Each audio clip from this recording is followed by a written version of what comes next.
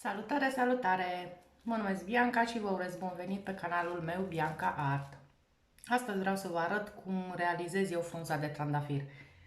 Pentru asta avem nevoie de hârtia creponată de 180 de grame, sârma de 0,6 și 0,7 mm, o foarfecă pentru tăiat hârtia, o foarfecă zigzag pentru marginile frunzelor, pistolul cu silicon cald, lipici și un pix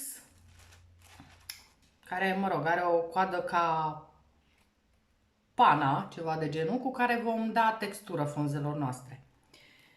Și acum să trecem la treabă.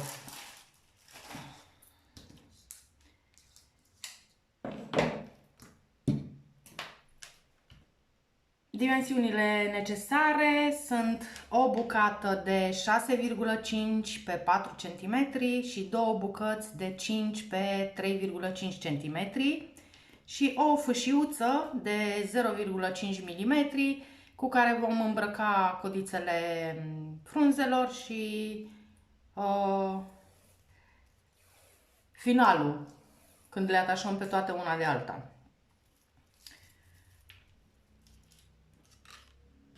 Și atunci, fiecare bucățică o tăiem în diagonală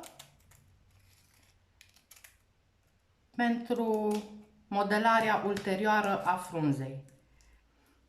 Ca să putem modela frunza, întoarcem o bucată, da? Care să formeze acel V, da? Deci să avem hârtia în V, rizurile hârtiei să fie în V. Altfel nu vom putea modela hârtia.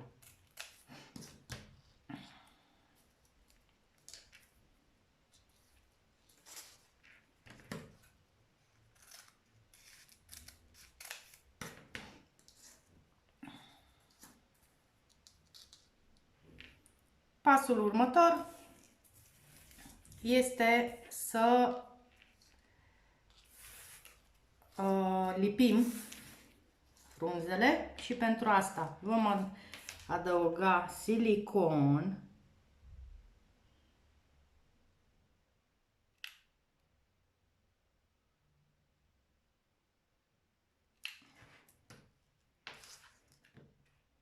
atașăm sârma și venim cu a doua bucată peste sârmă.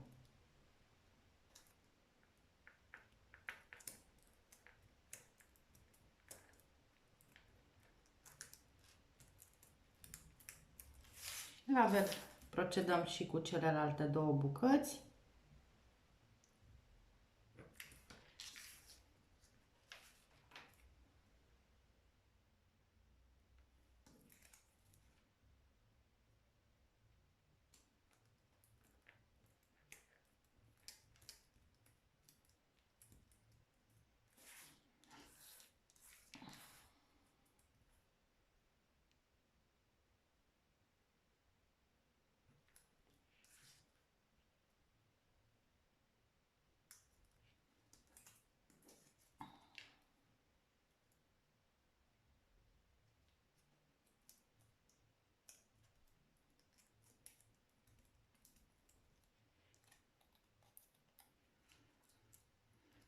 Și acum trecem la decuparea frunzelor. Dacă doriți, puteți lucra după șablon. Eu la aceste frunze nu lucrez, pentru că nicio frunză nu seamănă cu cealaltă și îmi place diversitatea. De aceea le fac la liber, ca să zic așa.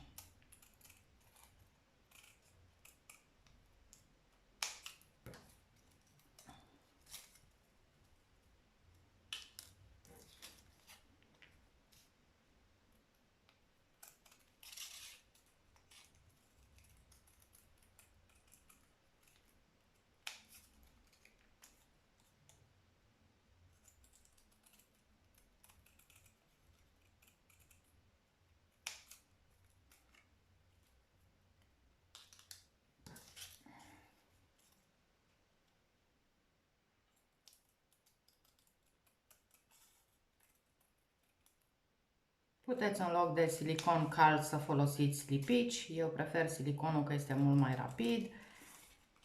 În cazul în care siliconul iese afară, îl puteți curăța foarte ușor cu o forfecuță cu vârf ascuțit, gen de cuticulă. Se ia foarte ușor.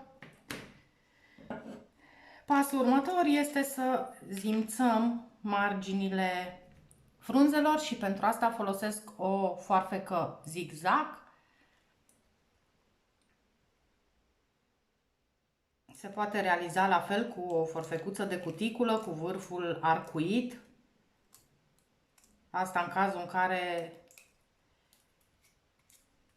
doriți ca detaliile să fie mai accentuate.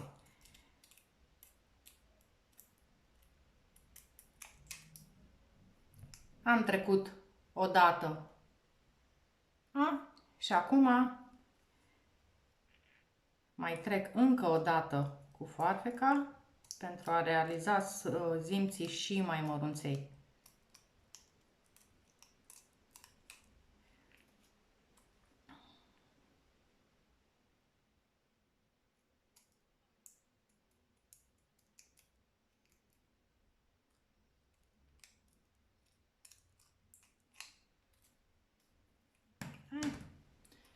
Și cam așa va arăta frunza noastră. La fel procedăm și cu celelalte două, cât mai pe margine.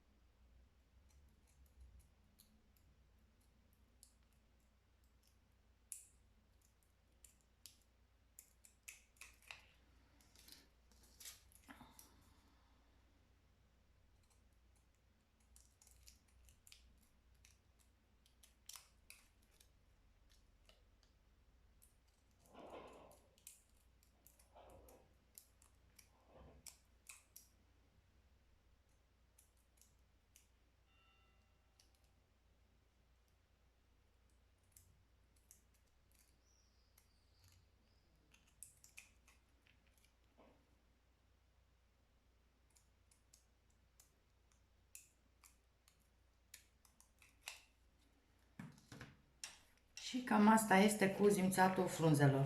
Eu personal nu prefer varianta asta, prefer varianta cu forfecuța, dar am zis ca de data asta să vă arăt cum se procedează cu foarfeca zimțată.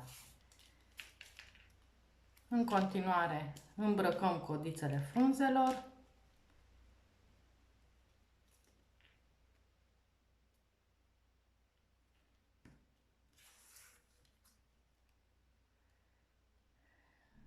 Punem bucățica de hârtie, fâșiuța de hârtie mai jos ca să putem să nu ne chinuim sus la baza frunzei.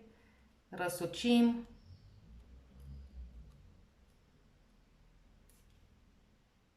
O bucată de, nu știu, 1 centimetru, ceva de genul, după care împingem sus frumos la baza frunzei și se realizează acea trecere frumos, nu se face gros.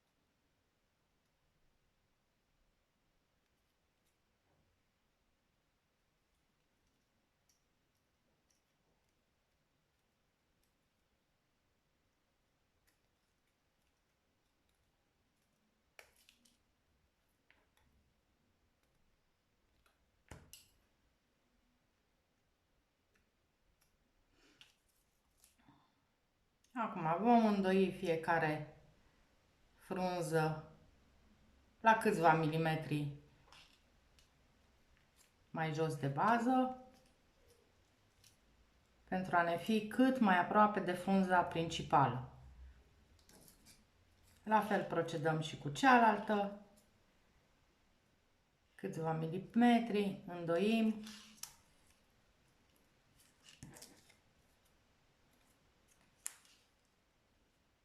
Și atașăm.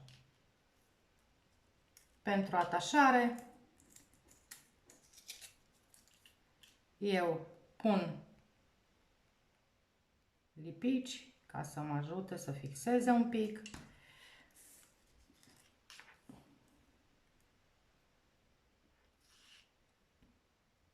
Ținem un pic ca lipiciul să facă priză.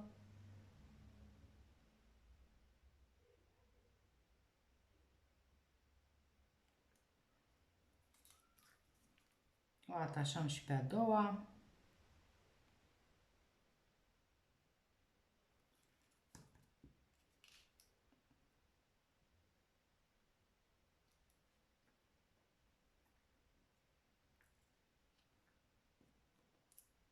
O atașăm la același nivel cu prima. La fel ținem să facă puțină priză, lipiciul.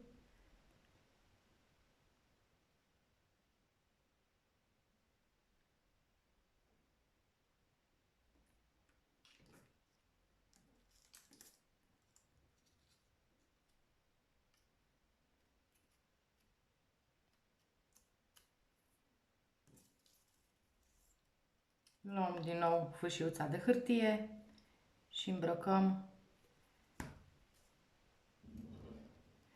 codița finală. Puteți atașa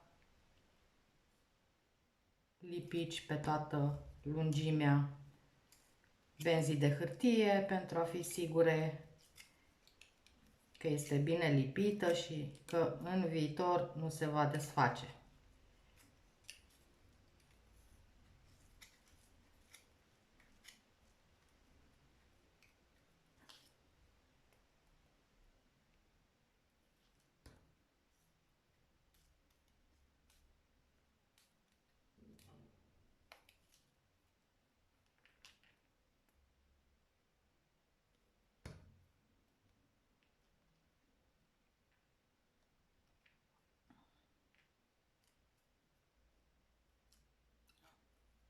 Acum modelăm frumos frunza,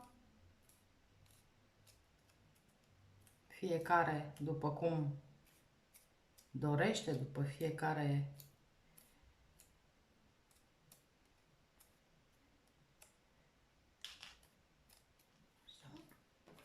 și acum cu capătul pixului sau a riglei tragem ușor pe rizurile hârtiei pentru a oferi acea textură. Da?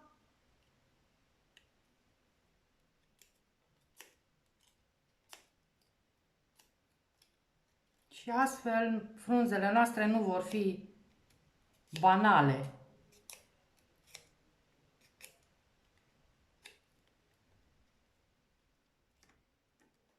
Da? Observați diferența între frunza hârtia normală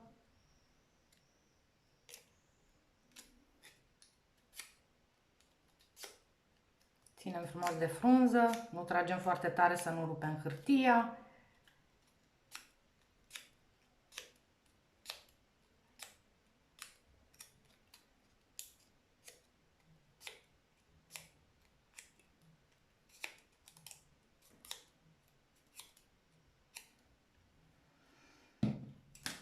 La final mai modelăm un pic dacă mai dorim. Le aranjăm pe gustul nostru.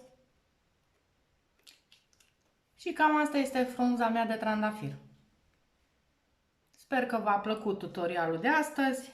Să vă abonați la canalul meu, să dați un share dacă v-a plăcut și vă mai aștept și la viitoare tutoriale.